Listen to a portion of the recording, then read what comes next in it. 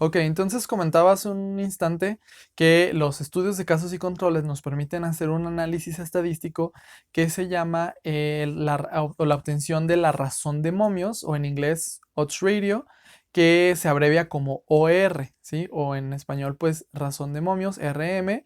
¿Y qué significa este parámetro? Bueno, este parámetro nos indica es una aproximación del riesgo relativo y nos marca el grado de probabilidad que nosotros podemos encontrar en el grupo de estudio o en el análisis de que en este caso se presente la exposición en los casos en comparación con los controles. Es decir, qué tan probable fue que ese factor en cuestión de factor de exposición haya contribuido a el desarrollo de la condición, en este caso del evento, de la enfermedad. ¿Sale? Entonces, para esto, pues esto se interpreta de dos maneras. Si el resultado de esta OR me sale mayor a 1, implica entonces que ese factor se trata de un factor de riesgo, donde a lo mejor si me sale el factor igual a 2, significa que el hecho de tener esa condición o ese factor de riesgo duplica la probabilidad de poder entonces desarrollar el evento, ¿sí?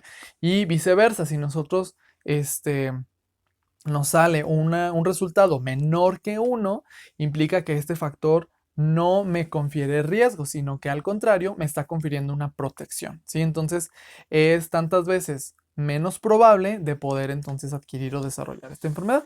Para esto vamos a utilizar una tabla de contingencia de 2x2, en la cual pues necesitamos nosotros considerar en ambos grupos de estudio que dijimos que vamos a comenzar o vamos a partir de los que son casos y controles, es decir, si ya desarrollaron el evento o no lo tienen, ¿sí? Entonces, los que sí tienen la enfermedad serían los casos, los que no tienen la enfermedad serían los controles.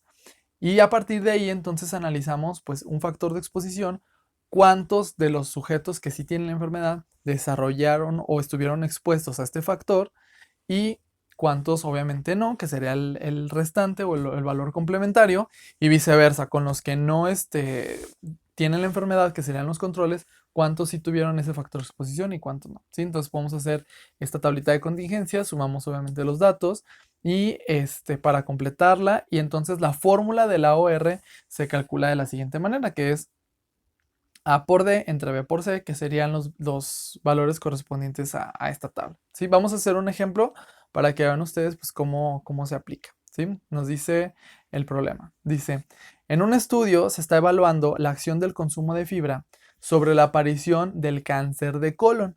De los 200 pacientes, 92, es decir, los pacientes tienen cáncer de colon, 92 de ellos consumen fibra, y de los otros 300 sujetos, que serían los controles, 160 también consumen fibra. Entonces vamos a calcular la razón de momios. Por lo tanto, tenemos que definir primero que nada quién es mi evento y quién es mi factor de exposición. La enfermedad, pues sería en este caso el tener cáncer de colon, y el factor que yo quiero saber si me genera riesgo o protección, pues es el consumo de fibra, si la ingestión de fibra en nuestra dieta. Entonces, de esa manera, si nosotros acomodamos estos valores, nos podemos saber que tenemos dos grupos de estudio, 200 pacientes con cáncer de colon, 300 controles. De los 200 me dice el problema que 92 consumieron la fibra, que sí este, estuvieron expuestos a este factor, y por lo tanto, aunque no me diga el problema, yo puedo sacar una resta y decir que 108 no consumen, y en el caso del segundo grupo, pues también, ¿no? 160 sí consumen fibra y por lo tanto 140 no. ¿Sale? Entonces, de acuerdo con la fórmula que habíamos establecido, que sería esta, entonces, ¿cómo habríamos el cálculo? Tendríamos que multiplicar, en este caso, 92 por 140, y eso se divide entre 160 por 108, ¿sí? Y esto me saldría igual a 0.74. Si yo, analizo lo que les acabo de mencionar hace un momento, significa que este resultado fue menor que 1. Por lo tanto, el consumir fibra no me genera un mayor riesgo de tener cáncer de colon. Al contrario, me está protegiendo, y por lo tanto, si yo saco la inversa de ese número, me va a salir más o menos como 1.2 veces más o menos mayor probabilidad de que si yo no consumo fibra, entonces sí pudiera desarrollar cáncer de colon, ¿sí? Y viceversa. Entonces, Esa es más que nada la interpretación. Ya si quiero saber si esto tiene o no una diferencia significativa desde el punto de vista de la estadística, entonces lo que tengo que hacer es aplicar una prueba de hipótesis y por lo tanto, en este caso, como estamos haciendo esta tabla de contingencia de 2 por 2, la prueba más adecuada sería hacer una chi cuadrada, ¿sí? Luego vean en bioestadística cómo se hace la chi cuadrada y ya con eso podríamos sacar un valor de P para saber si fue o no significativo estadísticamente hablando. Recuerden que en estadística, para que se pueda considerar que sí hay diferencias, la probabilidad en este caso tiene que ser menor a 0.05 y eso es en lo que nos vamos a fijar en este ejemplo, ¿sí?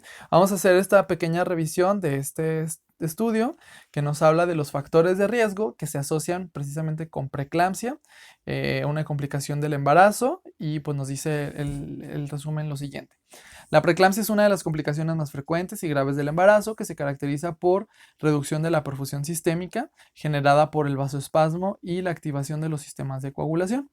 El objetivo fue evaluar la asociación de algunos factores sociodemográficos y gineco-obstétricos con preeclampsia.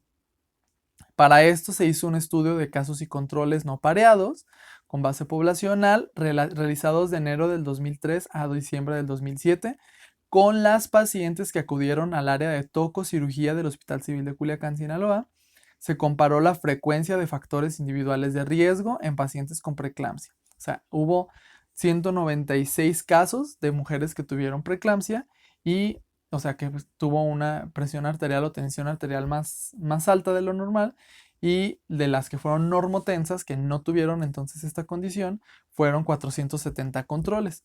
Se analizó la asociación de la preeclampsia con el nivel socioeconómico, el tabaquismo, el alcoholismo, los antecedentes ginecobstétricos, es decir, cuántos compañeros sexuales tenían, los embarazos, el parto, el número de partos, abortos, control prenatal, métodos anticonceptivos utilizados y preeclampsia en embarazos previos. Entonces, eso pues obviamente no me conviene hacer un estudio para un solo factor, entonces por eso estoy considerando al mismo tiempo pues todos estos al mismo tiempo, ¿no? Entonces, si nosotros nos vamos a revisar los resultados de este estudio, precisamente nos presentan a través de esta tabla los cálculos con respecto, si se fijan, tenemos el porcentaje de casos, el porcentaje de controles que finalmente están o son positivos para este dato, y del lado derecho pues entonces tenemos la RM o razón de momios y a la última columna el valor de P para ver cuáles de estos valores son significativos. Entonces, se fijan, pues los que no me salen significativos, pues ni para qué les hago caso si finalmente pues no hubo diferencias.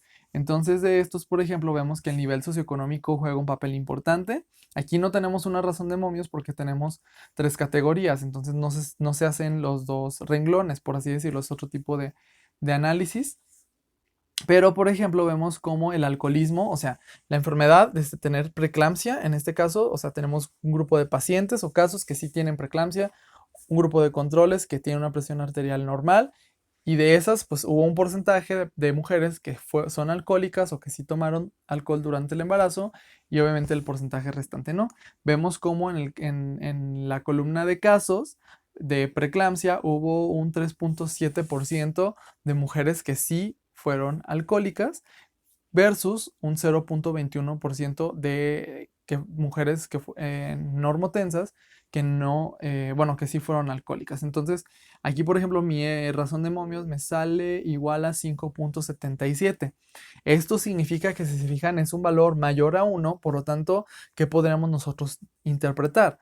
Que finalmente el consumir alcohol durante el embarazo incrementa el riesgo de tener preeclampsia prácticamente hasta 6 veces más. Si hay una 6 veces mayor probabilidad de poder entonces desarrollar esta condición. Entonces, pues aguas, ¿no? Porque finalmente pues vemos y lo estamos demostrando que no es un factor bueno para la salud de las mujeres embarazadas. Y así pues con cada uno de los diferentes factores, que aquí por ejemplo me salió que si utilizaban preservativo o no,